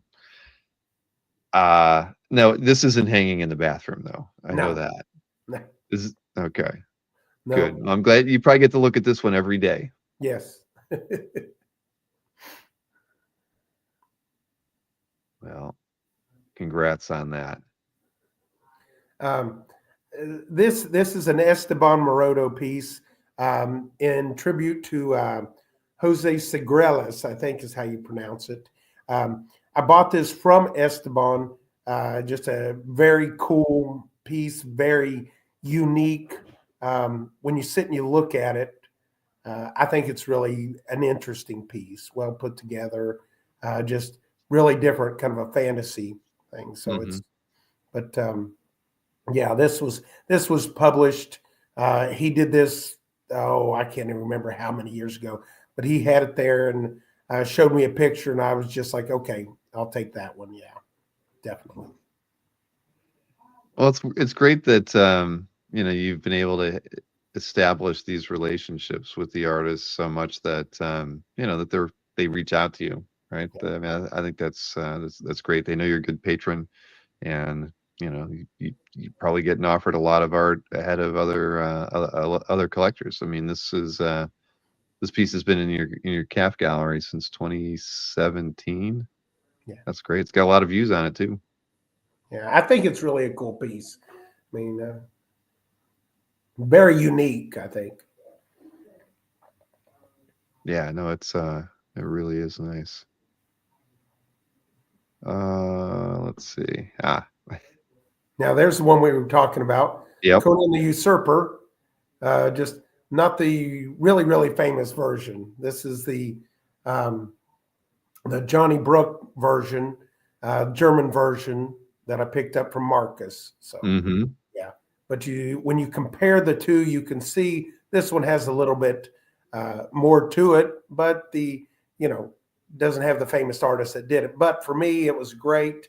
I like I loved Conan books, and I don't think I can ever afford the uh, American version of Conan the Usurper. So I was happy with this one. So Yeah, I see you have a lot of westerns in your CAF gallery by Brooke. I mean, are those ones you've picked up from Marcus as Yeah, well? Yeah. yeah. Wow. Yeah, you have so these are it's funny, you would think that we'd be more familiar with um, his work, but you're just not. I mean, I'm going through looking at all these pieces, and they're fantastic. The Western pieces are great. I love I love the one with the spider. Oh That's yeah, there's some good that's stories. a, that's a great image. I'll just throw the link in there to everybody. I mean, it's kind of scary, obviously, but I love good horror artwork too. And this is here, let me throw that in there in the chat. So yeah, that's awesome. I love it. But again, good that you were you familiar with Brooks' artwork before you started Not talking to before. Marcus? No, had no Hmm. clue. No. Okay. Wow. Well, that's great. But now you have over I think over 100 pieces. Well, no, 80 pieces in your calf anyway. Yeah. Then I have a number of the Lenati pieces that I worked with Marcus on. So Marcus did not bring any of those to OAX. yeah. All right. Now I guess there's worse ways to go, right? Than Yeah. it's, So this is a heavy metal mag cover. I'm sure you're familiar with Heavy Metal Magazine. I am. This is Halloween. This is Lorenzo Sperlonga did this one. Um, I fell in love with this cover, bought this piece, then found out more about Lorenzo, and he's just an awesome person to work with, a great artist. But I love having this one. This is one of my favorite pieces. It's the published cover, and I'm really big into Halloween and things like that. So this is just perfect. I mean, it's Yeah, I mean, with the colors and everything, it would look great on yeah, the wall next to the Haunted Mansion print and everything. It belongs in that room that you're in right yeah, now. yeah. There you go. See, Yep. Lorenzo's got a CAF gallery. He yeah, posts his stuff regularly on the site. yeah, And he sets up during Comic Art Live too. He's been a long time premium member of the site. yeah. This piece initially was a commissioned piece, and I bought it from the person who commissioned it. Hmm. And so it's it was for I cannot think the name of the story the guy was doing, but it just is a great piece. Yeah.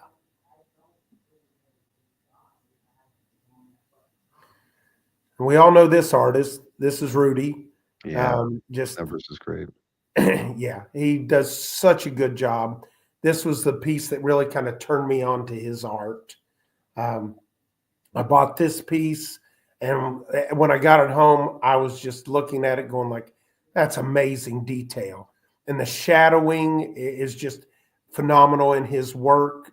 I mean, it's just you can pull his art out of anywhere. When you see, well, to me, it's just so distinct. In his version of Conan and Women, Red Sonja, or any of them, it's just I just can't say enough positive things about him. Just a wonderful artist and just amazing person. Oh yeah, I'm just trying to. I always every time now I have to see how many pieces by an artist you have in your CAF gallery.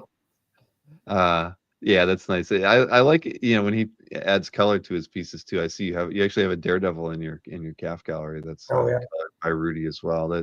Those are fun. I've got a Thor, commission style piece by him, and yeah, he's got a unique. You can always tell a piece by Rudy whether it's the style or the colors that he uses. It's just so distinct. You can't look at it and think of any other artist but Rudy.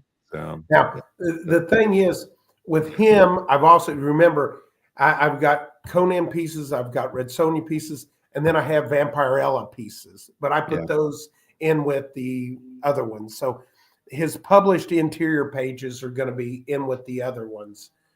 So if it's Vampirella, then it's going to be in there. So, but Yep. yeah, his Conan pages are in there. So, but I don't have enough of them. He's does such a amazing job over the years.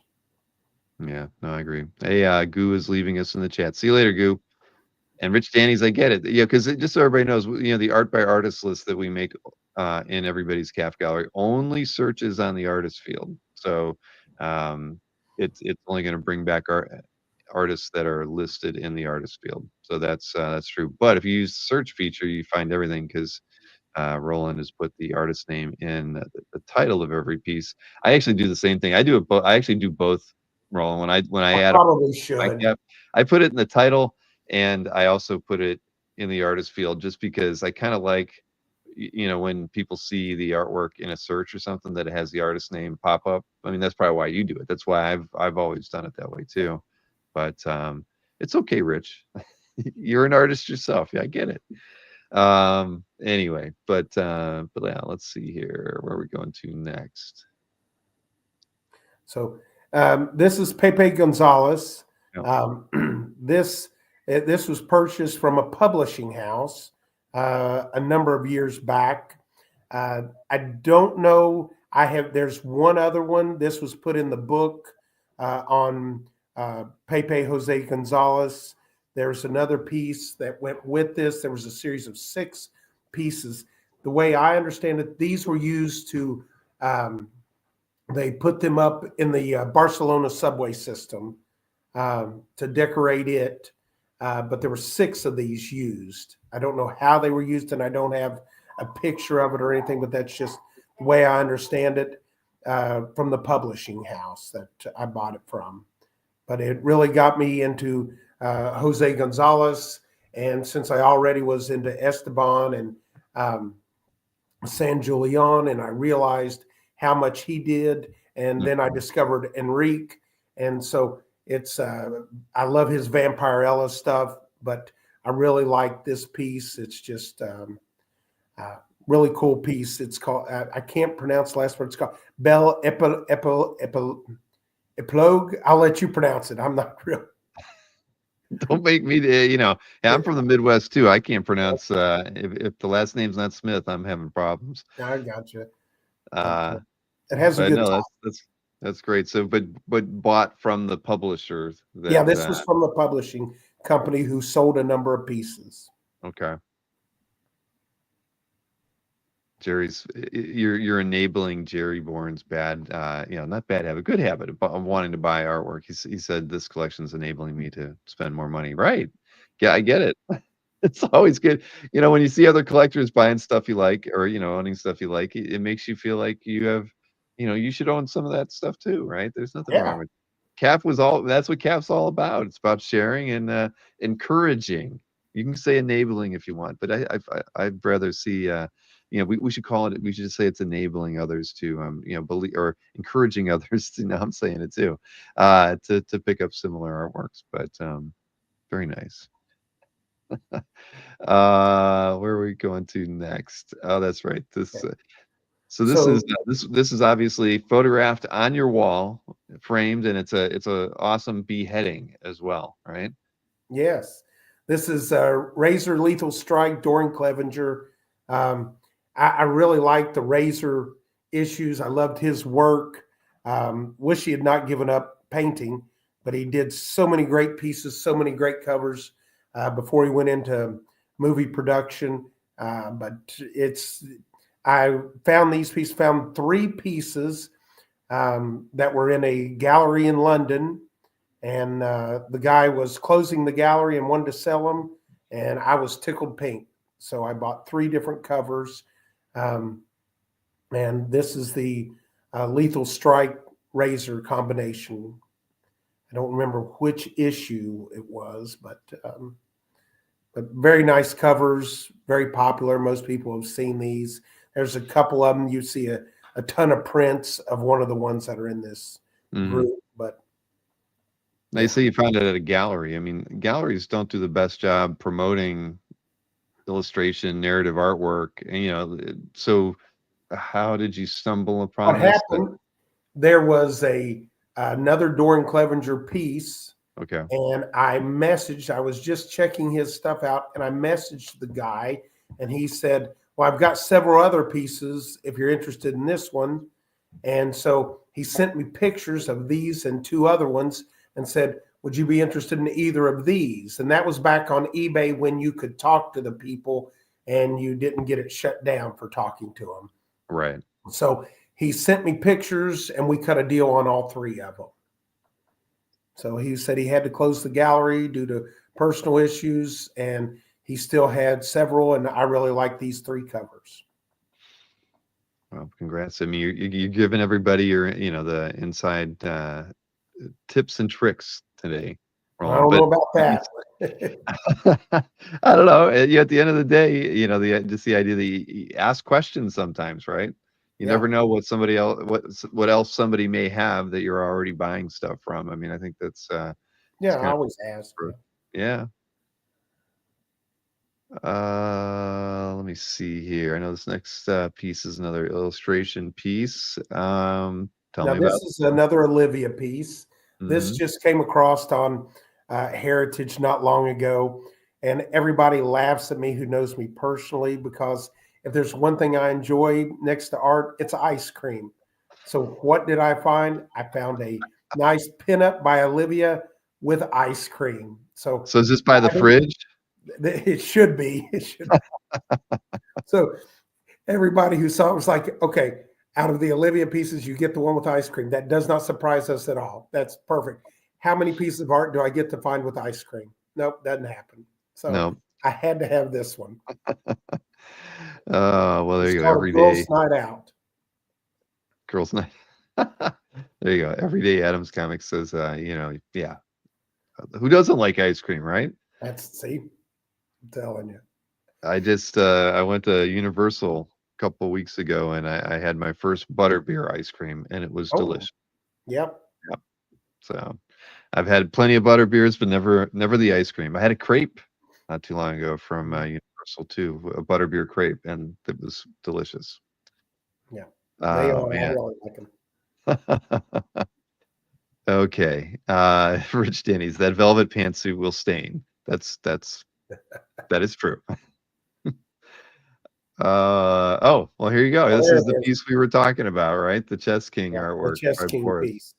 It's Boris's only known Christmas piece that I know of or have heard about.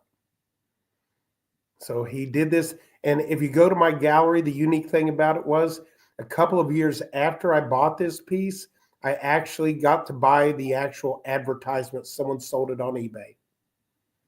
So Hmm. I found the actual paper advertisement and the whole thing, and I framed it. So I've got it framed next to this Boris piece. But yeah, many people may not remember Chess King, but it was a Oh, men's I clothing do. store. Yeah. I had a Chess King jacket. Did Probably you? the same one that guy's wearing. I Yep. will not dig up any photographs of me in my Chess King jacket though.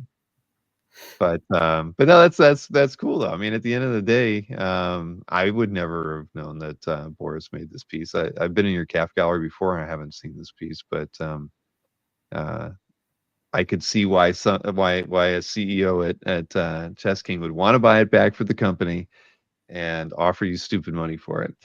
So, that's awesome though. So his favorite piece. Never gonna part with this one. No, I really like this one. Yeah. A lot of meaning to me. So, but, and I thought it was so cool that I found the advertisement though, the actual newspaper thing. I was so happy.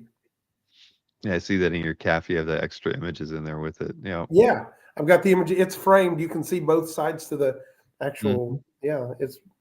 I was pretty impressed. So, Wow. Well, yeah. that's you just never know, right? When a job comes along, even Boris. I mean, they probably knew. I mean, Boris would kill it. And Mhm. yeah, this is great. Wow. Huh. Yeah. All right. Now Now this is another piece Randy. by Randy, right? Yeah, this is a nice tribute to phenomenal a tribute to a phenomenal artist, Bernie Wrightson. Most people recognize this piece, um, but I think he did a great job with this one. Very detailed. I mean, I can't say enough positive things about Randy Queen. He just does a great job, and this is his tribute to Bernie. So I mean, I really like it. Love the detail. So it's a really cool piece. Like I said, most of the ones I like published pieces, but sometimes, you're not going to get the real published one. So I'll take the next best thing. So a nice detailed. So, Well, like somebody said earlier, you could show this to Nick Ferrucci and maybe he'll make it a published cover for you. yeah, You just never know. that's right. I'll keep hoping.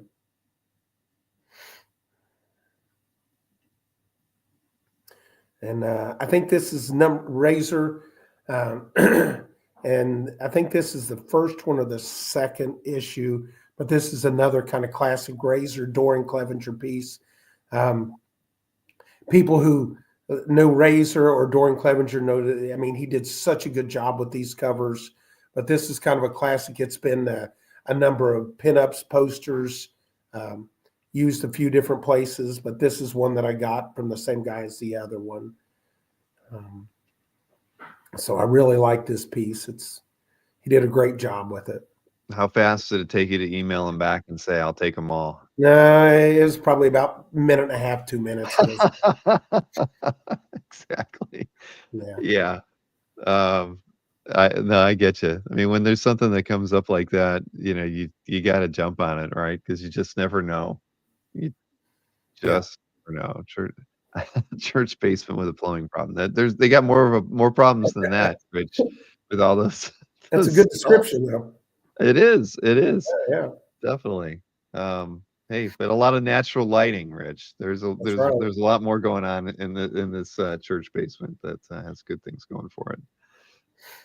Yeah. So how hard, given the fact that you have so many pieces in your collection, Roland, how hard was it to distill it down to a couple dozen pieces? It was pretty tough. I mean, there's a lot that I have, so many good stories and so many things that have happened over the years. So really 20 pieces pretty tough. I don't know, you probably won't recognize this one. This is King Cole, Robert E. Howard's version from Chris Achilleos. It's the cover. Oh, that's right. So I really like Chris's work. He does a really good job. And I'm not going to get the chance to own a lot of Robert E. Howard's book covers, but this was Cole. And as a big Conan fan, I was also a Cole fan. So, I mean, this is just a really kind of cool piece from Chris. So, yeah, well, Chris is no longer with us, right? So, No. I mean, it's just being able to own anything by him is a true joy, right? I mean, I got to see he set up at OEX or OEX IX. I'm sorry, I got OEX on the brain. At IX and PA, and I've seen a lot of his stuff up and close, and it's just amazing. I mean, and he's again he painted many memorable pieces from our youth. At the end of the day, if you grew up in the '80s, you saw a lot of his artwork. So, that heavy metal piece is just world renowned. I mean, it's everybody knows that. Exactly. Who didn't want to date her after seeing that poster? I mean, I needed that one, but I couldn't get it. Yeah, that one, that defined many young men's, mid '80s, early '80s time period. Yeah. Hey, Dan Lawless, nice to see you in the chat. It is a unique and interesting collection. A lot of outstanding art. I completely agree with you. But yeah, I'm a big fan of Chris's stuff. His last art book I picked up from him because he was pretty prolific and worked on a lot of stuff that I wasn't even familiar with until I looked through a couple of the books that I have of his.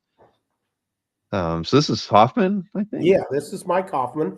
This is a published cover, and there's a kind of a unique story. Is the reason I picked this piece. I like Mike Hoffman's work, a number of pieces, but so Ken fell in love with this piece, and Ken Zanuck wanted this more than anything. So he was just like, come on, you've got to sell it to me. So he was on to me for a while about selling it.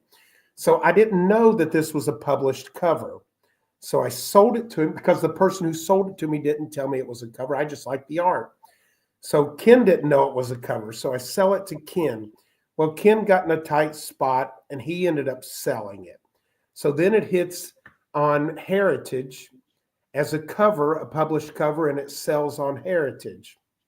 So I didn't even see it until later that it was there, that it sold. I'd missed didn't see it sell, and I was like, "Holy cow! I didn't even know that was a cover." Well, not long after that, the piece showed, or a few years, let's say, probably 3 years later, the piece shows back up. It's not listed as a published piece on Heritage, but I knew that it was published cover, and I was like, "Okay," so I bid and bought it off Heritage. See here, I thought you were going to say you used like their make offer function and ended up picking it up. No, I actually got it. I got it for a lot less than what it went the first time on Heritage for. So, Well, and I really liked it. I didn't want to let it go, but Ken was like, I really would like this. And Ken and I were really good friends. So we cut a deal on it. And so then when it was the ability to come back and I knew it was published, I was like, okay. And I was amazed that Heritage didn't list it since they had listed it the first time. I was going to say the first time they listed it as published, but the second time not. And it sold for less the second time. Oh, yeah. Yep. Yeah. Well, we always joke about, people, but, bad sellers on eBay not listing things with the right information. I mean, without the right information, stuff is going to sell for less. Yeah. And so this was one of those things. Mm-hmm. Well, it does happen. Yeah. And there's another razor cover. Now, so this one's a very common one. You probably have seen this. You Google Dorian Clevenger, you're going to see this painting or this picture. It was done in prints. And this one, though, I believe I ended up getting this one off of eBay. Not eBay, but Heritage. I think this is the one because I think the other one that I bought, I ended up selling, but this one I got. But this is a razor cover that most people know, very common. And I love this painting. Yeah, no, this is a very memorable image of Razor. And I never read the books either, but, this Clevenger's work always stuck out. I mean, and, if you're familiar with Dorian's work, I mean, if you ever do any searches on Google, it's like this image comes up a lot. Yeah, this image is there. If you Google Dorian and Razor or Dorian, you're going to see this painting. We're not going into that gallery. I didn't even know there was a gallery, Rich. But I will say that the next 4 images are the ones that I set to the end of. Was it 4 or was it 5? No, it was 4. I renamed because it's this whole slideshow is in alphabetical order. So I added ZZ in the front of 4 images, and those are the 4 images that we have coming up now. So yes, we've saved those for last. This one did not have ZZ in it, so as you can tell. But what time is it? It's 10 till 11 o'clock here in Central Florida. So, all right, I guess we can go ahead and take a look. This next one is a little cheeky. For those of you who have sensitive eyes, maybe you might not want to look at the artwork, but there we go. So this is a Barbara Jensen. This piece I always liked. So I asked Barbara about doing something similar to this, and she said, no, that's a one of a kind. I don't know. And so about 2 years after I talked to her about it, and I bought a number of pieces from her, she says, I've got a question for you. She emails me and I'm like, yeah. And she goes, you still interested in that art? And I was like, yeah. And she says, well, it just showed up at my house today. And I said, what do you mean? And she goes, well, it was a commission piece and the wife of the man who purchased it didn't want it at the house and he passed away and it's never even been out of the box I sent. And she mailed it back to me. And if you're interested, I will sell it to you. And so I bought this piece and I'm very happy with it. Well, that is a good story. I mean, it literally never left the box from the first. Never left the box from the person who commissioned it from Barbara. Wow. Well, Roland, I'm telling you, you're leading a charmed collector's life. That's all I have to say. I don't know. Toxic red. You could write a a short bio that I think other collectors would buy No, just to get the tips and tricks and how to no, I enjoyed it. it all comes back down to the relationships, whether it's with the collectors or the artists, Yeah, because of the fact that you're outgoing and and just letting people know what you're interested in, whether it's an artist in this case or whatever, it's it's paid off. So. yeah. Yeah, Marcus, no skulls, but I would have bought it. I don't know if I probably couldn't have afforded it, but anyway, it's very nice piece. A little cheeky, like you said, though. It Yes. is, yeah. Somebody said it wasn't enough. Yeah. Cheeky, I don't know. Who am I to say? I don't know why I put this one at the end. I mean, it's three beautiful women in a bed. Yeah. This is the great Al Rio. Hmm. If you've seen his covers, you know what an awesome job he did. This is one of my favorite covers from Al. I bought a number of pieces from him, and then, you know, um, he just did such a good job, and it was gone way before his time. Uh, Agreed. but I think he did such a phenomenal job with this. He did a number of Zenscope covers. He really was great to work with. Um, and let me know when there was things out. His rep was awesome. I mean, it just great people all around. But this is kind of one of those my favorite Al Rio piece that I have. Yeah, the guy from Comic Art Community who started that site, he repped Al Rio. Yeah, Al was talented, he was very good draftsman, great inker, and I never met him, but saw a lot of his art. He was very prolific, yeah, although he, he passed away far too soon. Terry Maltos, thank yeah, you, yeah. Michael. Terry, Yeah, yeah, God, I haven't thought of Terry's name in years, years. he's still out there. He is, yeah. Yeah, Well, Comic Art Community, I think the website, at least the last time I checked, is still out there. He launched his site the same, like within the same window that we launched CAF. I mean, seemingly within like 4 weeks of one another, Comic Art oh, Fans launched and Comic Art Community launched, and yeah. But no, yeah, no, this is cool. This is good to see. There's not enough Al Rio artwork out in the world. yeah. Now this one, I mean, I guess if you're a doctor, this might be a good piece of art to hang in the That's what office. that's the incentive on this next one. I know. Yes. So yes, Monty let me know that this was available, and there's something that just grabbed me about it. So I had to have it. I So see. this was a cover and one that he did, and I just thought it was perfect. So I thought, you know what, Monty, you talked me into it. It's always good to keep up with your vaccinations. That's what my Yes, mom always told me. So that's what's happening here. I think it's that COVID shot. Well, maybe a little before then. you might have, Probably yeah, a flu vaccine. Yes. time for a checkup. Yeah, calling Dr. Bats. That's right. Hey, it is what it is. See, Marcus is, Marcus isn't anti-vax anymore. He's into it now. oh my goodness. All right. Yeah. Uh, yeah. Also Well, a little cheeky. Yeah. all right. And the last piece of the night. Let's see. Where is that one? Let me tab to the next one here. So And this could have been up front. I mean, we showed a topless Jim Silky earlier, but this is only one breast exposed. So this one is a lot to me. This one was the first Lorenzo piece that I bought that had Veronica in it. Now, I don't know. This lady is probably the number one painted model by artists. Veronica, I think it's Kotlacek. She had Gallery Provocateur in Chicago for many years. She was an ex-Playboy bunny, and Veronica and I, and she had the gallery, and we worked on a number of pieces. I bought a number of pieces of art from her. Um, she was just great to work with. But I bought a lot of, you'll see there's actually a section that's Veronica that has different artists that painted her. But I mean, I bought my first Greg Andrews piece from her. It was the back of a heavy metal cover. Mm. But she's just, there's so many pieces out there that she is actually the model for. It's amazing. I mean, I don't think there's anybody who's modeled as much as what this lady has for artists.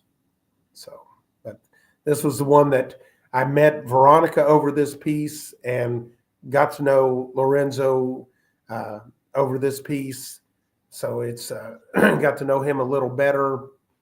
But it just, this one kind of started a lot of different pinup art for me. Yeah, thank you, PJ. PJ was at OAX last year, fantastic artist, and yeah, thank you for. I'm sure Roland, I wasn't sure if if you were gonna have the time to, with all the artwork you have to scan, if you're gonna have the time to be able to do an interview with me, but I'm glad that you did, man. This is I've had a great time.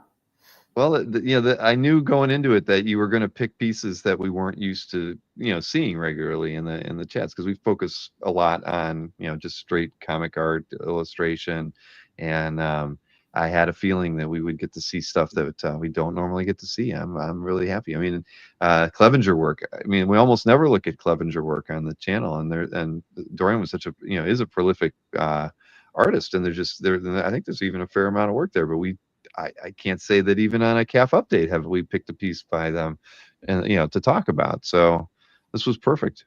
No, thank you for having me. I appreciate it. Wonderful, wonderful site, and you've done a great job. I can't say enough positive things about it. So, well, I like hearing that. And you're coming to Florida in a short amount of time. You gonna hit Disney at all? Yeah. Oh, I'll be down there for Food and Wine Festival. Yep. That's the best time to come down. Yep. Oh no, we always have to hit Epcot during that. Yeah, during Food and Wine, you got to be there. So I'll be there the last of September. So awesome. Well, I hope you have a good trip down here. So the right time to come down. September is like probably the slower month out of the year, at least for the parks, when everybody's going back to school. September's perfect, and wherever we go, that's when the shortest lines are. Yeah, I like that time of year. Awesome. Well, again, man, this was a lot of fun, Roland, and thank you. I mean, like I sincerely meant it earlier that posting the artwork that you do brings in a lot of different fans of narrative arts, whether it's Disney artwork, illustration artwork, you name it. We need more of that artwork posted to CAF, and you do talk to a lot of artists as well. You should let them know that CAF is a good place for artists to post their work, whether they're selling or not. I mean, Lorenzo would be a good spokesperson for that, because I'm sure he's gotten a lot of leads. But if you ever want to do me a favor when you're talking to them, the artists, let them know, even the Disney artists too, because I think that there's just not a lot of avenues for them to promote their works for sale, and I think that CAF is a really good vehicle for creators. Oh, it is. It's great. If they know. Yeah. Well, thank you very much. All right. Well, listen, everybody, thank you for hanging out with us in the chat tonight. Yeah. This was a lot of fun, and we'll be. I've got an art sale show tomorrow night with Mr. DeTulio, so if you want to tune in for that, that's great. But again, Roland, I appreciate it. I'm glad your internet was perfect all night, and as was mine for a change. So I hope everybody has a good evening. Yep.